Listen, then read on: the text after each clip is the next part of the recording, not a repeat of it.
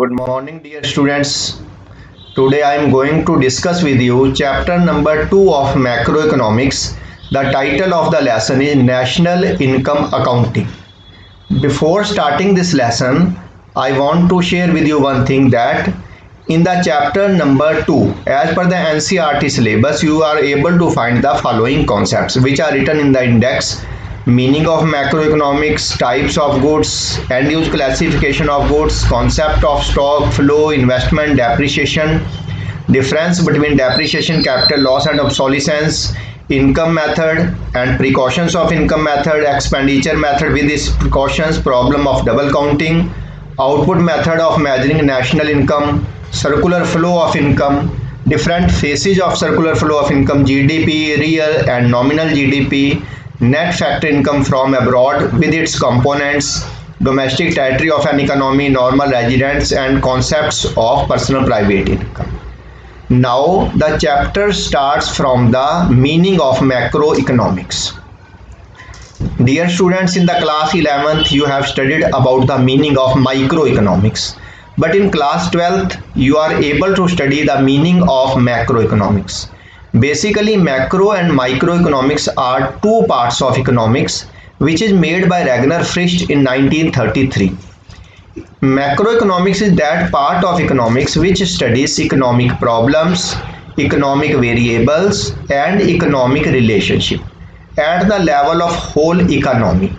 Now I am telling the meaning of macroeconomics in depth in detail. The first line is macroeconomics is that part of economics. It means macroeconomics is a part of economics. As I am telling you, micro is another part of economics. So macro is a separate part, one branch of economics which studies. What it studies? It studies economic problems. What are economic problems? In class 11th you have studied the problems which arises due to scarcity of resources known as the economic problems. Now the next word is economic variables.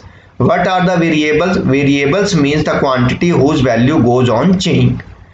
The value of whose goes on changing is known as the variables. Economic variables include demand, supply, price, production, consumption, income, expenditure. These all are the economic variables. And economic relationship means relationship between the different economic variables. When these three things, basically economic problems, economic variables and economic relationship, are studied at the level of whole economy, it is called macroeconomics. Now suppose the 1 mark question is asked, give examples of macroeconomics. Simply write macroeconomic examples are aggregate demand, aggregate supply, national income, output, employment, etc. Now the further NCERT starts types of goods. Now the first type of goods is consumption goods. These are those goods which is used by consumer to satisfy his wants directly. Consumption goods may be called consumer goods. Now consumer goods or consumption goods may be durable in nature. Durable use consumption goods are those goods which is used by consumer for a long period of time, maybe for 10 years, 15 years, up to 20 years, like car, television, radio, etc. Now the another example, another type of consumer good is non-durable consumer goods. These are those goods which is used by a consumer for a single act of consumption for single time.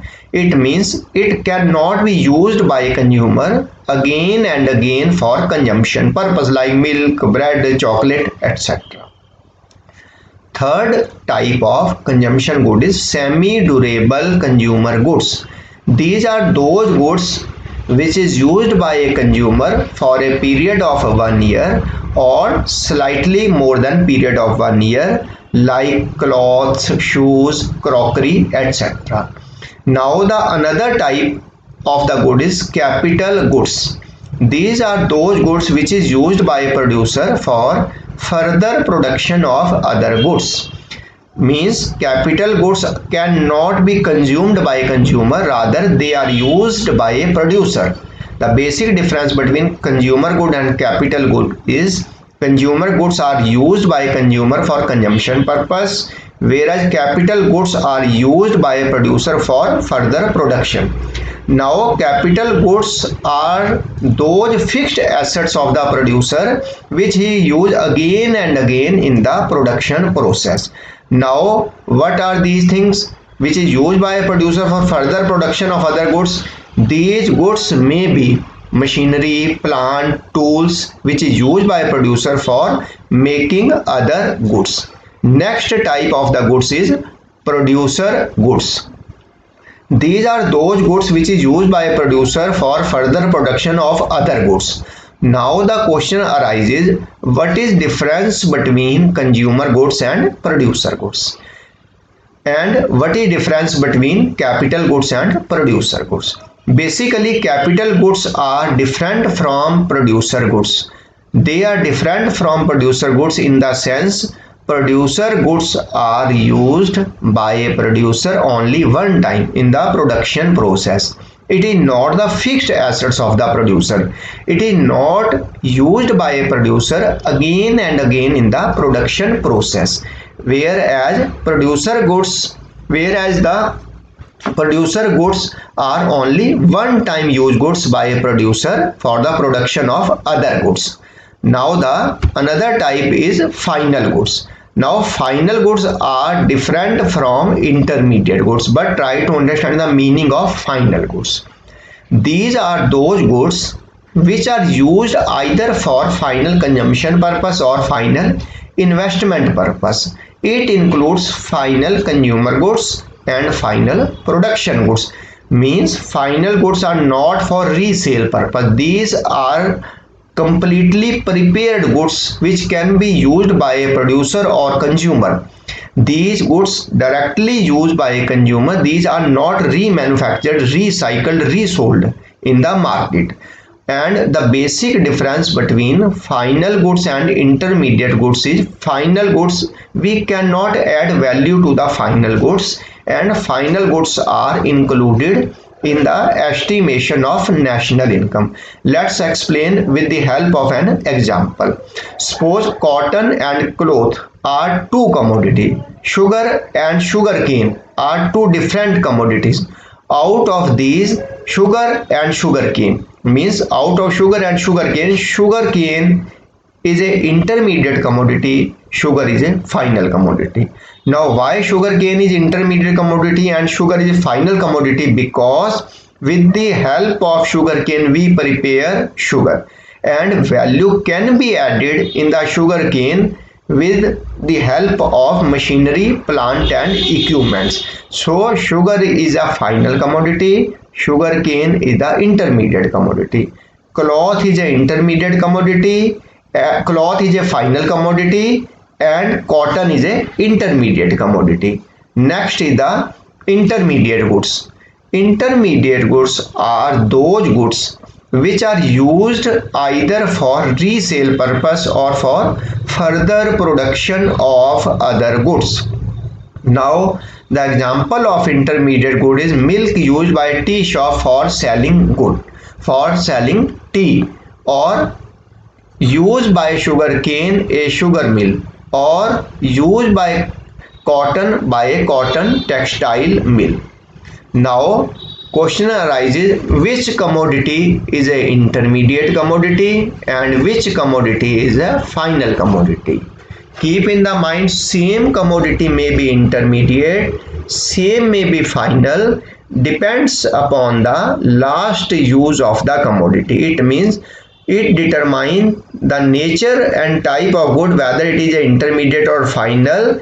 Use of the commodity will determine whether a commodity is an intermediate or whether a commodity is a final commodity. For example, if we purchases a car for personal use, for family use, it is a final commodity because it is not further generating income to us. Whereas the same car is purchased by a taxi operator, it become a intermediate commodity. Why it is an intermediate commodity? Because he is using this car for making further income or income generating process. Next concept is stock. What is stock? Stock means any quantity of an economic variable which is measured at a particular point of time. I am repeating the meaning of stock. Stock means the quantity which is measurable or which is measured at any particular point of time. Basically, stock has no time dimension and stock is a static concept. For example, the distance and speed are two different concepts. Out of speed and distance, distance is a stock concept because it is not changing. It is measured at a point of time. Wealth is a stock concept because money held by the people at a particular point of time. Water in a tank is a stock concept because it is measurable at a particular point of time. Now the flow. Flow is that quantity of an economic variable which is measured during a period of time. Means, for example, from 1st April to 30th April. In between this, the quantity which is measurable during a given period of time, it is called flow concept, and flow has time dimension. Flow is a dynamic concept. Stock is not a dynamic concept. Stock is a static concept. For example, investment, water in the stream are the example of flow variables. Next concept used in the chapter number 2 of macroeconomics is investment. Investment refers to net addition made to the stock of capital. In other words, you can say investment is net addition to the stock of capital goods. Now, what are the capital goods? Capital goods are the assets. Capital goods are the example of machinery. Capital goods are those goods which help in the further production of other goods, machinery, equipments. Now, when production capacity of any country, any nation, any economy increases, it is called investment. Investment are of the two types: net investment, gross investment. Now, both net investment and gross investment are differentiated through the depreciation. Depreciation means decrease in the value of fixed asset due to its regular use, and depreciation term is used to differentiate between gross investment and net investment. Now the another concept is depreciation. Depreciation means decrease in the value of fixed asset due to normal wear and tear due to regular use of machinery. It means depreciation means value of assets falls due to its regular use. But depreciation is different from capital loss and obsolescence. How depreciation is different from capital loss and obsolescence? In case of depreciation, value of asset decreases due to its regular use due to normal wear and tear of machinery.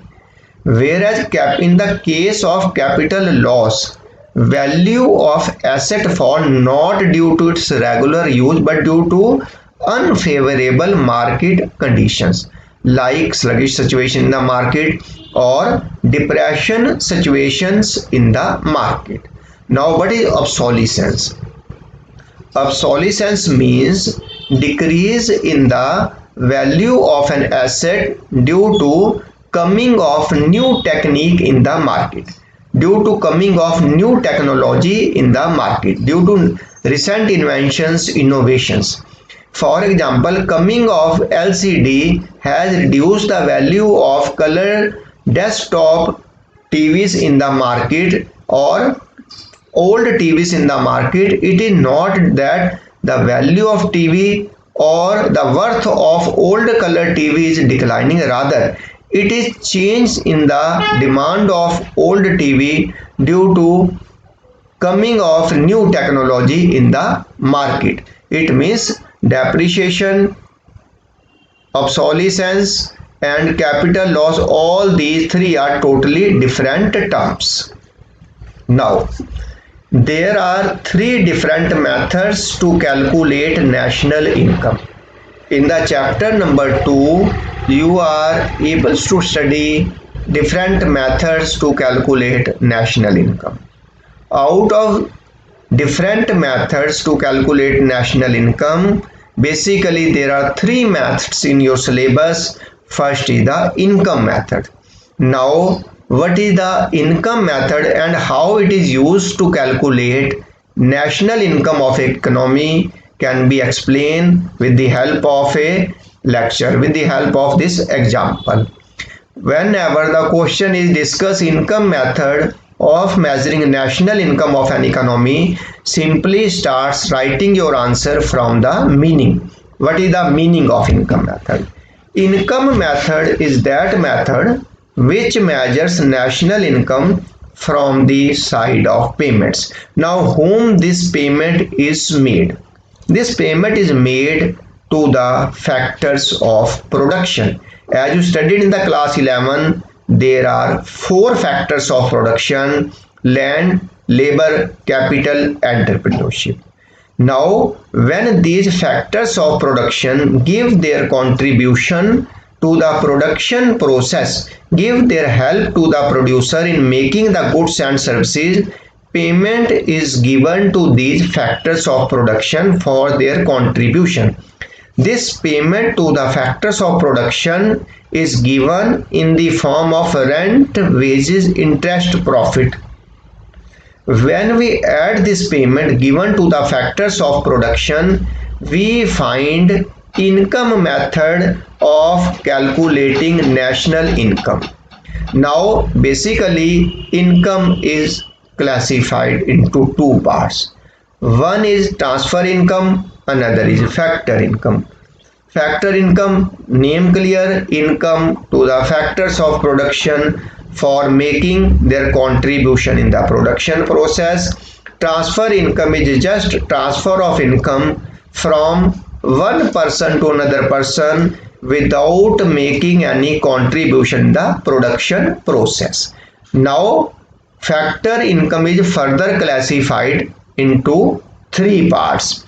First classification of factor income is compensation of employees. Compensation of employees means whatever remuneration is paid to the employees for rendering their services, or compensation of employees means payment or remuneration is paid to the employees for taking their services. Now, the second is operating surplus. Operating surplus means income from property and entrepreneurship. Third one is mixed income of self-employed people, and fourth one is net factor income from abroad. Now we will discuss in detail compensation of employees and its subparts. Compensation of employees. Compensation of employees include wages and salary in cash and kind, social security contribution by employer on the behalf of employees, and retirement pension. Whereas the second part is operating surplus. Operating surplus includes income from property and entrepreneurship, and it includes rent, interest, royalty, and profit. Third part is basically the sub part of operating surplus. That is, there are four parts of operating surplus: rent, interest, royalty, profit. Profit is further subdivided into three parts: corporate tax, dividends, undistributed profits. Corporate tax means tax imposed by the government on the profits of corporations like Hindustan Petroleum Corporation. Tax by government on the profit of Hindustan Petroleum Corporation is an example of corporate tax. Dividend is that part of profit which is distributed among shareholders for making their contribution of capital in the business. Third is undistributed profits. Undistributed profits are also known as the retained earnings or reserves. It is that part of profit which is not distributed among the shareholders. Rather, this part of profit is kept by the firms for further expansion of the business. Fourth component of factor income is mixed income. Mixed income is income of self-employed people. It means the income which is earned by those people who have their own business, like income of a doctor, income of a factory owner, which have their own self business. Next is the net factor income from abroad. Net factor income from abroad is the difference between factor income received from abroad and factor income paid to abroad. Now, how to calculate national income by income method? In order to calculate national income by income method, we have to add all these four components. That is, we have to add compensation of employees, operating surplus, mixed income, and net factor income from abroad to find out the national income by income method. Now, when you use income method to measure national income, certain precautions must be taken, or you must take certain precautions while using income method to calculate national income. First and basic precaution by using income method is sale and purchase of second hand goods never included in the estimation of national income, because it creates the problem of double counting. But commission paid on the sale and purchase of second hand goods always included in the estimation of national income. Transfer earning, transfer payments are never included in the estimation of national income, because these are one-sided income or payment which not to be included in the estimation of national income. Now, windfall gains or windfall losses never included in the estimation of national income, because it is certain getting income. It is you are not working for it, you suddenly gets this income, like income from lottery. Similarly, income from illegal activities like gambling, smuggling, theft never included in the estimation of national income. Another precaution of the income method is compensation of employees include three parts: wages, salary, social security contribution, retirement pension. If all these three parts are given, you have to add only compensation of employees, because its subparts are only the parts of compensation of employees. Similarly, if profit and its parts are given, only profit to be included in the estimation of national income, and indirect taxes are never included in the estimation of national income, because it only increases the price of the commodity. Another method is expenditure method of calculating national income. It is that method which measures national income by adding expenditure made by the people of a country to purchase gross domestic product or to purchase domestically produced goods in an economy in an accounting year, but it includes only expenditure on final goods, not the expenditure on intermediate goods. Now, the components of expenditure, or what is to be included while calculating national income by expenditure method. First is private final consumption expenditure. It means expenditure by household sector and non-profit institutions serving household sector to purchase durable, non-durable and semi-durable goods and services. Government final consumption expenditure, it includes expenditure by the government to maintain law and order and purchase goods and services for its own departments. Third component of the expenditure method is gross domestic capital formation. It includes total investment in an economy in an accounting year. Basically, gross domestic capital formation includes gross domestic fixed capital formation and change in stock. Gross domestic fixed capital formation means total investment in the fixed assets. This investment is made by household sector, business sector and government sector. Household sector make fixed investment in the houses, shops, whereas business makes fixed investment in the plant and machinery, and government makes fixed investment in the roads, dams, bridges, etc. Now, How to calculate national income by expenditure method? In order to calculate national income by expenditure method, first of all try to find out GDP by expenditure method. In order to find the GDP by expenditure method, you have to add the four component, that is private final consumption expenditure, government final consumption expenditure, gross domestic capital formation and net exports.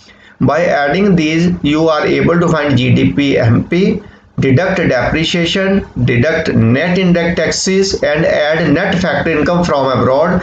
Then you are able to find national income by expenditure method. Now there is one question regarding this method is double counting or problem of double counting, and how to avoid the problem of double counting. Problem of double counting by we mean when value of same product added twice in the national income, means value of one product added two times in the national income, called problem of double counting. First time value is added in the form of intermediate commodity and second time it is added in the form of final commodity. To avoid the problem of double counting, only value of final goods to be included in the estimation of national income.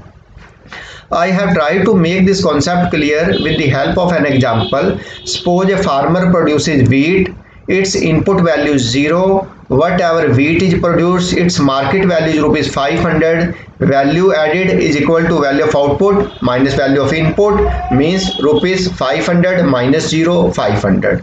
This wheat comes to the flour mill. He purchases this input of rupees 500, makes output of rupees 700, value added rupees 200.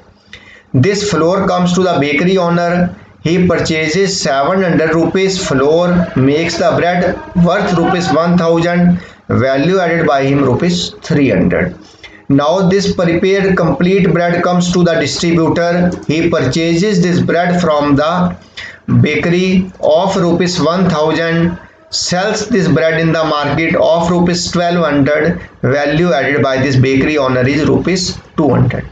It means in this above case, total value of output is 3400, value of input is 2200, value added is 1200. We have to only take value added in the process of estimating national income, otherwise there will be problem of double counting. Next is value added method or product method. It is that method which measures national income by adding contribution given by each and every producing enterprise in an economy in an accounting year. After this, there are certain steps in this method. First of all, identify the different producing enterprises in an economy. Classify these enterprises into different industrial activities. Then estimate net value added by each enterprise as well as each industrial unit. Then adding up to the values by all these sectors.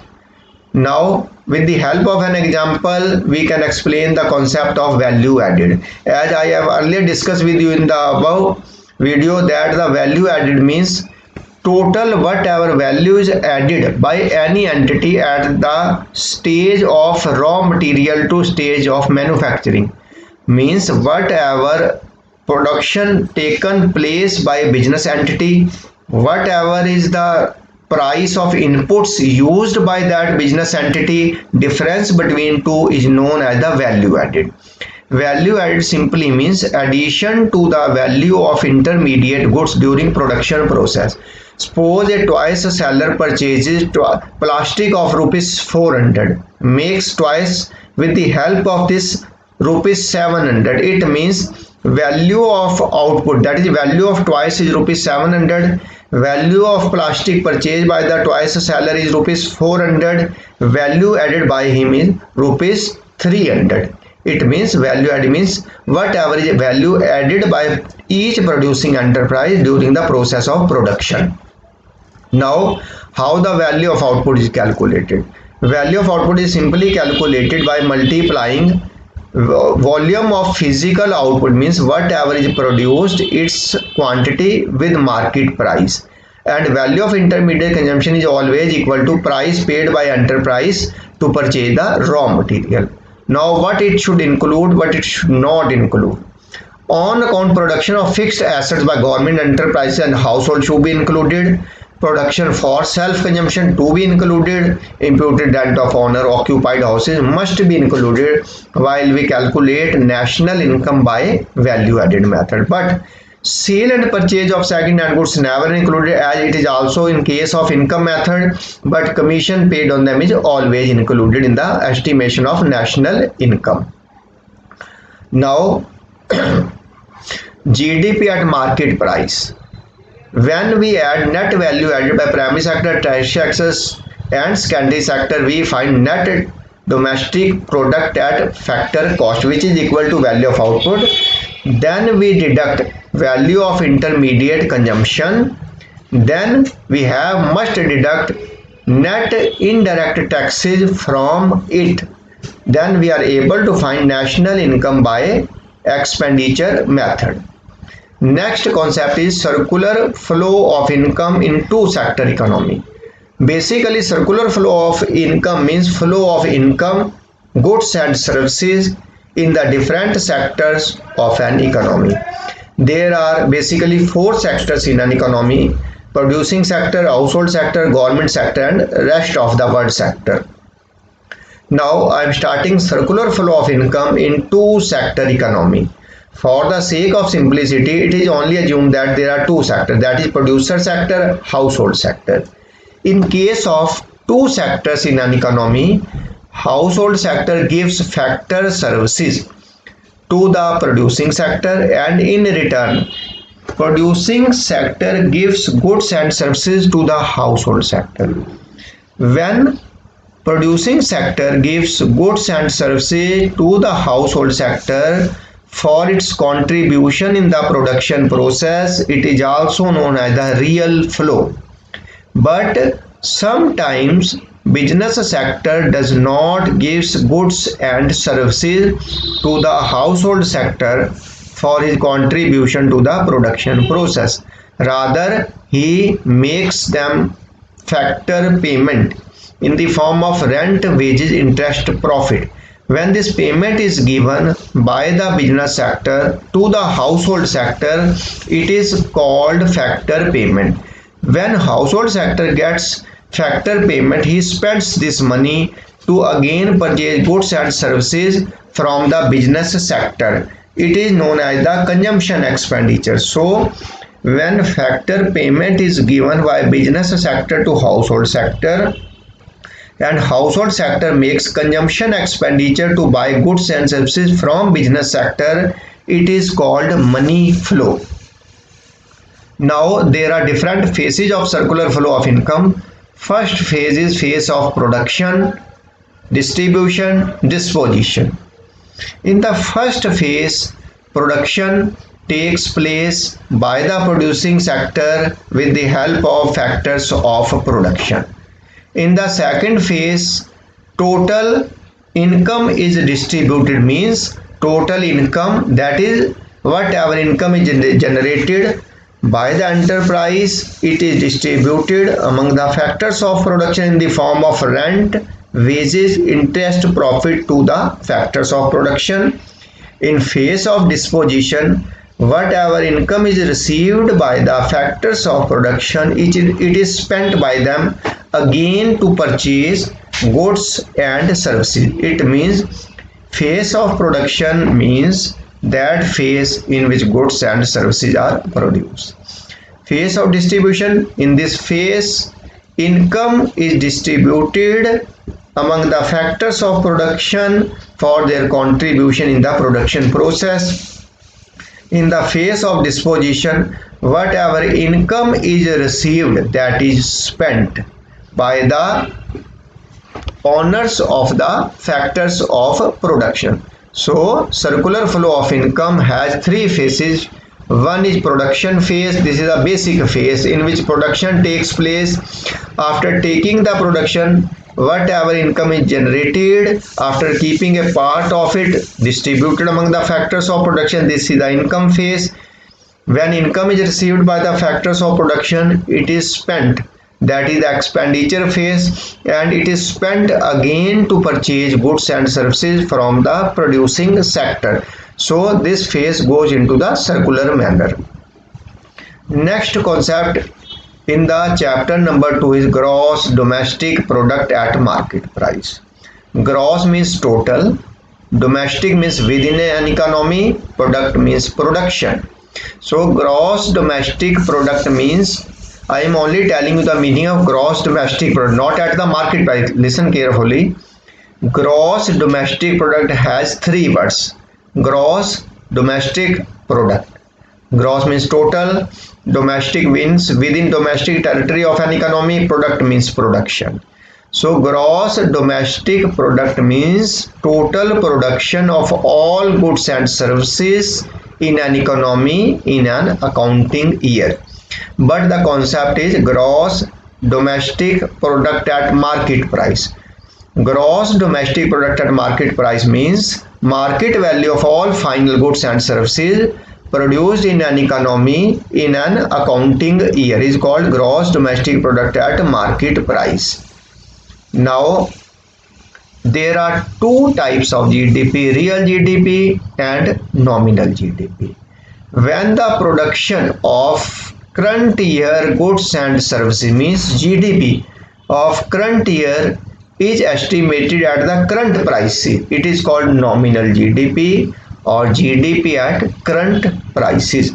But when current year production of goods and services is multiplied by any base year prices, previous year prices, it is known as the nominal GDP, or it is known as the real GDP or GDP at the constant prices.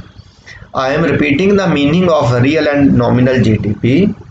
When current year production is multiplied by current year price level, it is called nominal GDP or GDP at the current prices.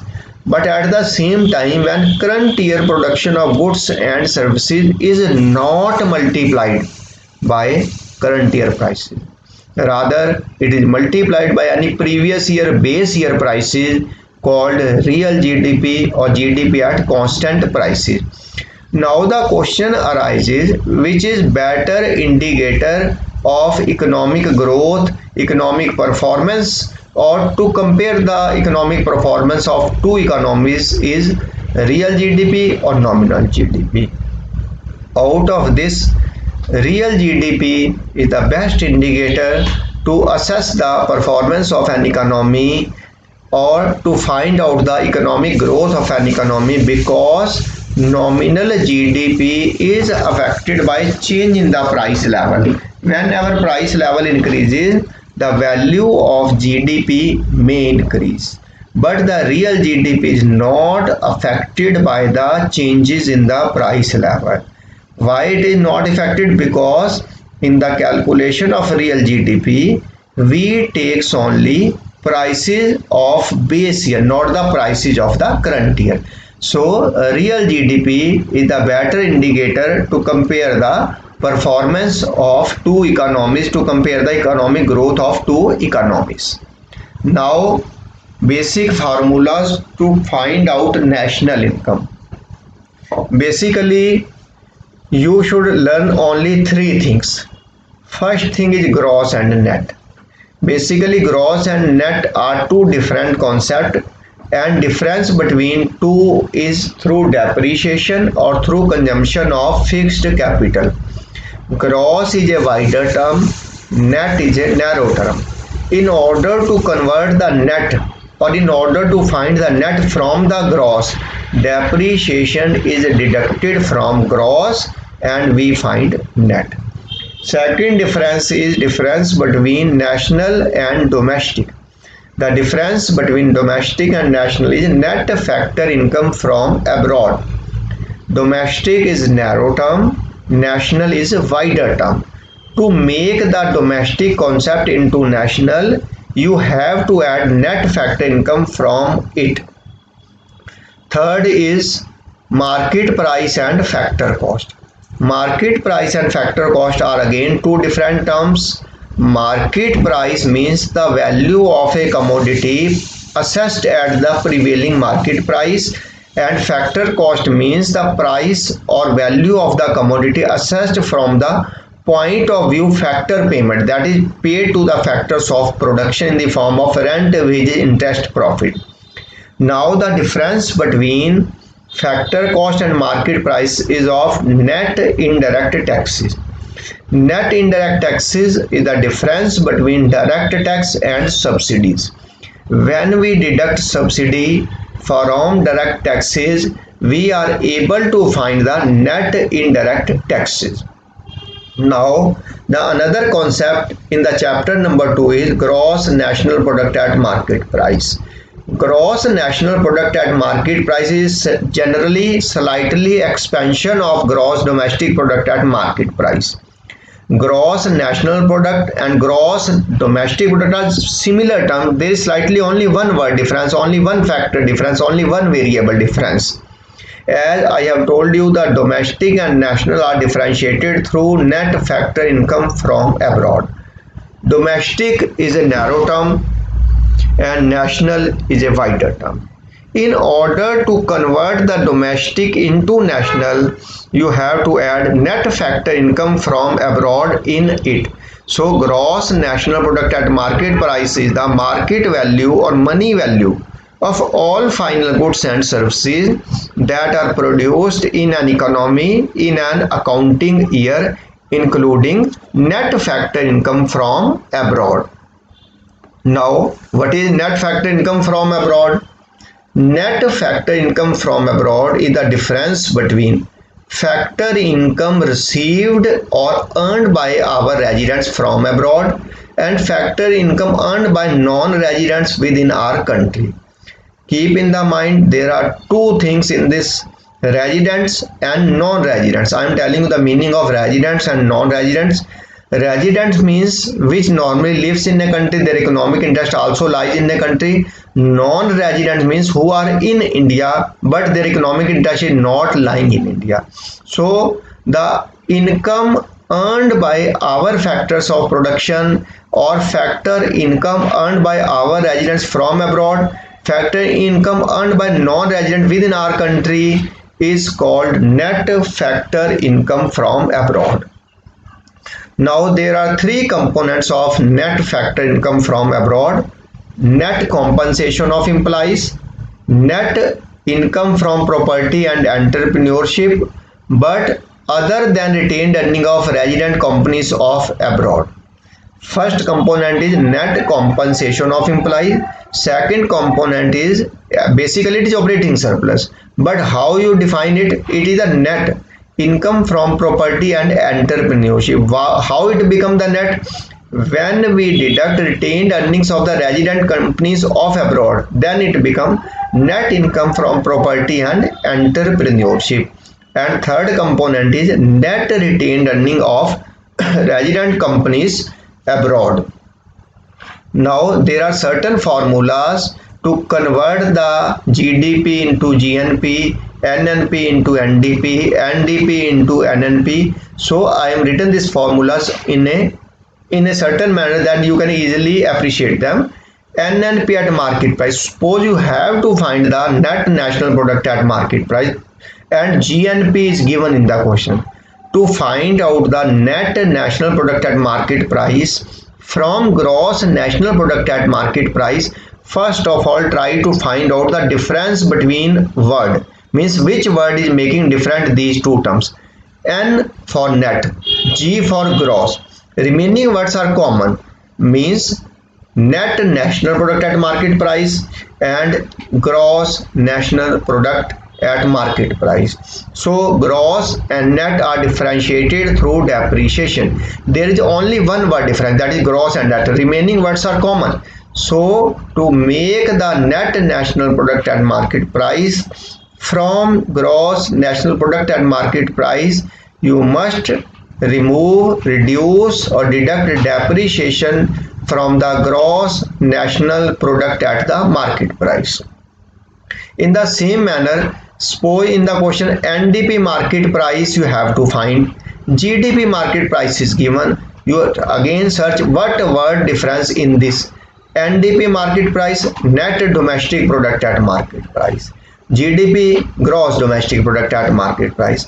To make the net domestic product at market price from gross domestic product at market price, simply reduce depreciation from gross domestic product at market price, because gross is a wider term, net is a narrow term.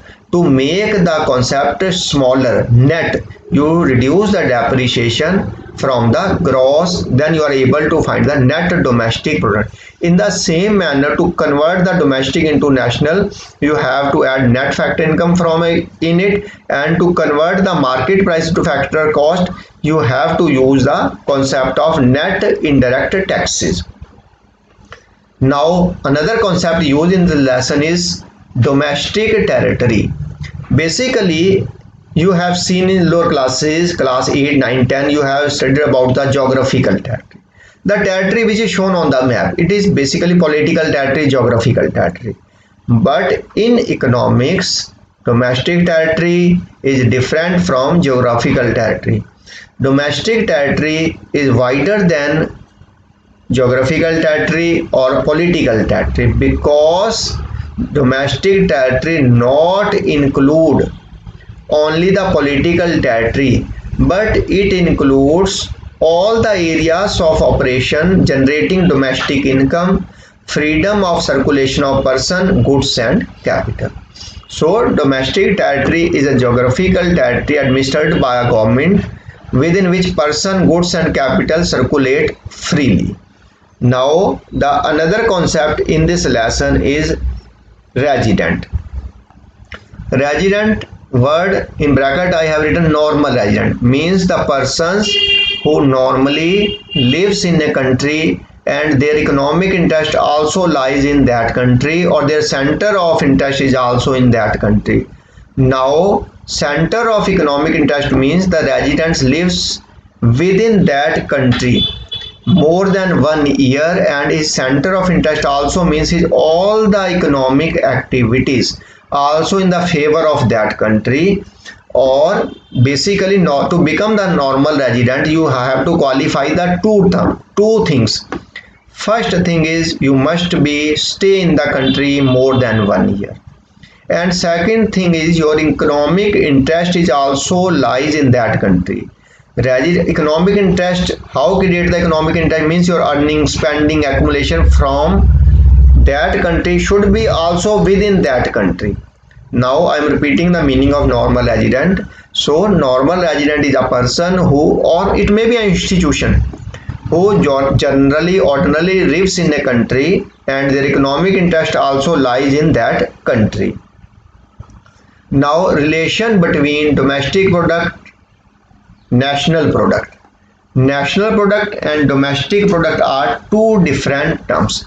Domestic product concept is based on the production unit located within the domestic territory, operated by both residents and non-residents, whereas national product concept based on the residents and includes their contribution to production both within and outside of the country. Now next concept is calculation of national disposable income. Now to calculate the national disposable income, you must first of all find NNP at factor cost, add net indirect taxes, add net current transfer from abroad. Then net national disposable income will be available with you. Now dear students, last topic is GDP and welfare. Under this topic, you will study what is the relationship between increase in GDP and increase in welfare, and does increase in GDP is always an indicator of increase in welfare of the people. Generally in the examination you will find the question, when GDP of an country increases, does welfare of the people also increases? But before writing the answer, first of all you must clearly understood the difference between real GDP, nominal GDP and GDP. As far as the GDP is concerned, simply total production of all final goods services in an economy in an accounting year is GDP. When current year production of all final goods and services estimated at the current year price level, it is called nominal GDP or GDP at the current prices. When current year production of all final goods and services are estimated at the base year prices, previous year prices, it is known as the nominal, it is known as the real GDP or GDP at the constant prices. Now the question arises, when GDP of an economy increases, does the welfare of economy also increases, or there is a guarantee of increase in welfare with an increase in GDP, or there is proportionate relation between increase in GDP and increase in welfare of the society? Certainly not. You write the answer. There is no clear-cut proportionate one-to-one relation between increase in GDP and increase in welfare of the people. Why? Now, when GDP increases and welfare of the people not increases, it can be explained with the help of certain points. Number one, distribution of GDP. Suppose production of goods and services increases in an economy, gross domestic product increases in an economy, but it is not distributed equally among all the society, among all the people of a country, or increase in GDP's larger share is taken by the small section of the society. In this case, welfare of the society is not going to increase. In simple words, when GDP is not equally distributed, no doubt GDP increases, but it is not equally distributed, means a larger part of the GDP is taken away by the smaller section of the society, welfare of the society will not increase. Similarly, in our society, some non-monetary transaction taken places, means those transactions which are not exchanged through the money. Non-monetary transaction means the transactions which are not termed, which are not calculated, which are not under the money terms, also taken place in an economy. It also affect the GDP and welfare relationship.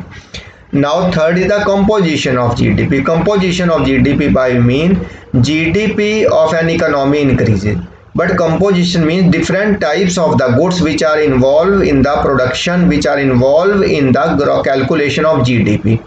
Suppose the gross domestic product increases, but during this increase in GDP, production of wartime goods, production of army goods, production of arms ammunition increases, production of those goods increases, which decreases the welfare of the people. Suppose GDP increases, but GDP has increased due to more production of alcohol, or more production of tobacco, or more production of harmful goods. In this situation, only GDP increases but welfare will fall. Next limitation of the GDP increase and welfare not increase is the rate of population growth. Suppose population of an economy increases, no doubt GDP increases.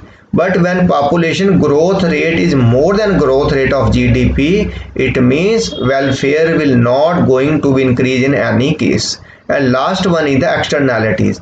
Externalities refers to the external effect of any activity that is done by the producer or consumer.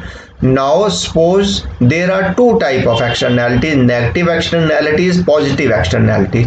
Positive externalities refers to those activities which put positive effect on an economy, whereas negative externalities refers to all those activities either during consumption process or production process which reduces the welfare of the economy.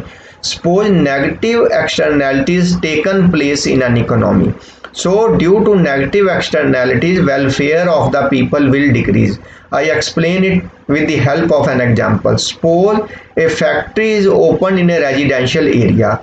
When the smoke comes from it, when the factory operates, no doubt production will take place. No doubt production GDP will increase because the production is increasing. But on the one side production is increasing, on the other side smoke coming from it or dirty water coming from it is reducing the welfare of the people. It means the negative externalities are also taking place with positive externalities. It means when GDP increases along with negative externalities, it will certainly reduce the welfare of the people. So if the question comes in the examination, does the increase in GDP is a sign of increase in welfare? Simply write no, because GDP increase is also associated with various factors and welfare increase is also associated with variable factors. So GDP and welfare increase are certainly not related terms. Increase in GDP is one side, increase in welfare is another side. Thank you so much.